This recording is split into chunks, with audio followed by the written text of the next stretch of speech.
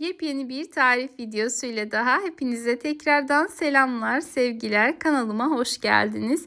Bugün sizlerle birlikte farklı yapım tekniği, muhteşem lezzeti, şahane görüntüsüyle çok güzel bir tatlı tarifi hazırlayacağız. Tarifimize başlamadan önce videomu hangi ülke veya şehirlerden izlediğinizi yorum kısmında benimle paylaşırsanız çok sevinirim. Hemen işime başladım bile. Öncelikle her zamanki gibi şerbetimizi hazırlayalım. Bunun için 4 su bardağı kadar toz şekeri uygun bir tencerenin içerisine aldım. Üzerine 3,5 su bardağı kadar su ekliyorum. Kullandığım su bardağı klasik 200 mililitrelik su bardağıdır. Hemen peşinden ocağı açtım ve şöyle yavaş yavaş karıştırıyorum.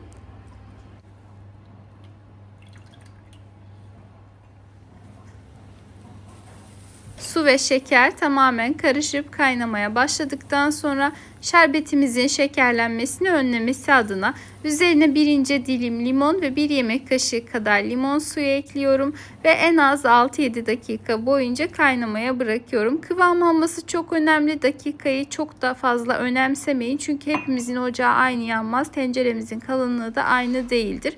O yüzden mutlaka kıvam alıncaya kadar şerbetinizi güzelce kaynatın. Şerbeti bir kenarda soğumaya bırakıp geçelim tatlımızı hazırlamaya. Öncelikle 2 adet yumurtayı, 1 çay bardağı suyu, 1 çay bardağı sıvı yağ, 1 paket kabartma tozunu, 1 yemek kaşığı kadar sirkeyi ve 2 dolu yemek kaşığı kadar yoğurdu uygun bir yoğurma kabına aldım ve homojenize bir kıvam alıncaya kadar çırptıktan sonra üzerine azar azar un ilavesi yapıyorum.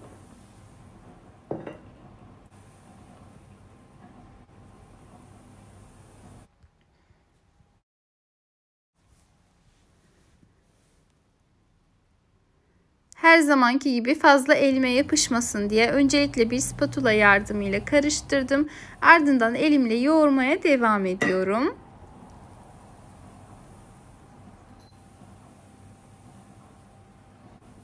Hamuru açacağım tariflerde benim için her zaman hamurun kıvamı çok önemli olmuştur. Her zaman sizlere de söylüyorum.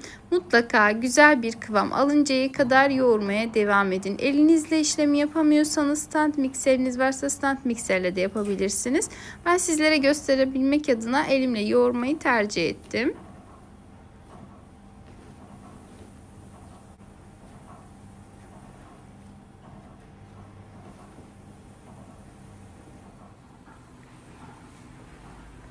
Hamurumu hazırladım. Ele yapışmayan güzel kıvamda bir hamur elde ettim. Hamur çok sert değil, çok da yumuşak değil. Orta sertlikte bir hamur yoğurdum. Şimdi eşit ölçülerde kestikten sonra elimle bezeler haline getiriyorum.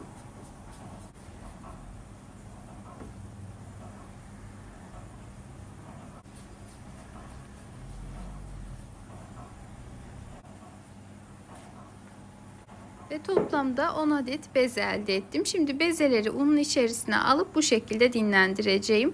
Eğer hamuru biraz fazla dinlendirmeyecekseniz nişastada da dinlendirebilirsiniz.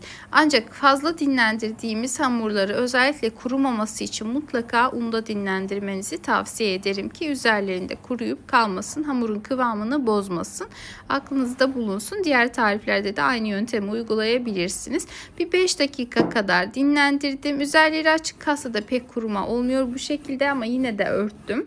Hemen tezgaha bir tanesini aldım ve kare bir şekilde açmaya başlıyorum. Özellikle kare şekilde açmaya dikkat ederim. Yeteri kadar açtıktan sonra üzerine bolca buğday nişastası serpiştirdim. Elimle her tarafına güzelce yayıyorum. Ardından bir pizza ruleti yardımıyla ortasından yukarıya doğru bir çizik atıp hemen videodaki şekilde katlamaya başladım.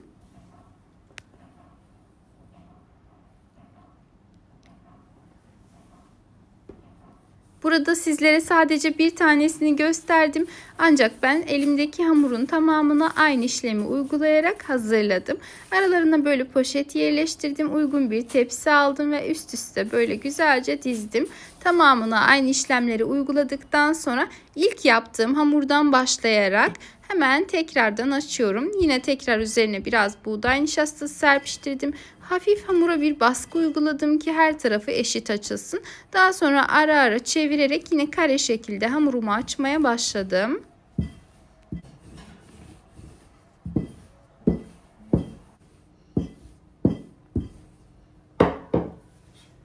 Hamurumuzu olabildiğince incelttikten sonra üzerine bolca ceviz serpiştirelim. Cevizleri çekerken birazcık dişe gelir şekilde çekmenizi tavsiye ederim ki daha da lezzetli olsun. Ceviz istemeyenler fındık, fıstık ne isterseniz kullanabilirsiniz. Her tarafını da eşitleyelim ki baklavamızın yani tatlımızın her tarafı eşit görünsün. Ardından yavaşça rulo yapalım. Baş taraflarını sıkı yapın ki görüntüsü daha sonra keserken düzgün olsun.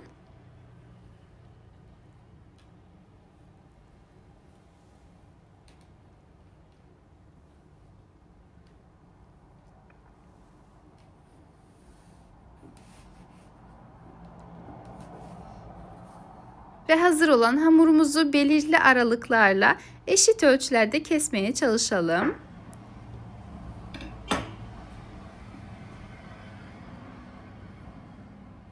Ve videoda gördüğünüz gibi önce ikiye katlayıp dikine tuttuktan sonra bıçak yardımıyla yukarıdan aşağıya doğru keselim.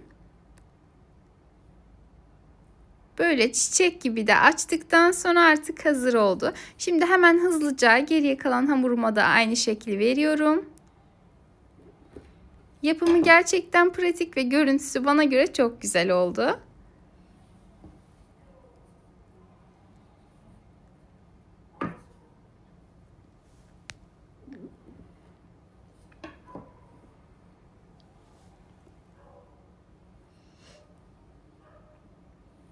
Ve bu şekilde geriye kalan hamurlarımın tamamına da aynı işlemleri uyguladım. Hazırladıktan sonra fırın tepsimin üzerine alıyorum.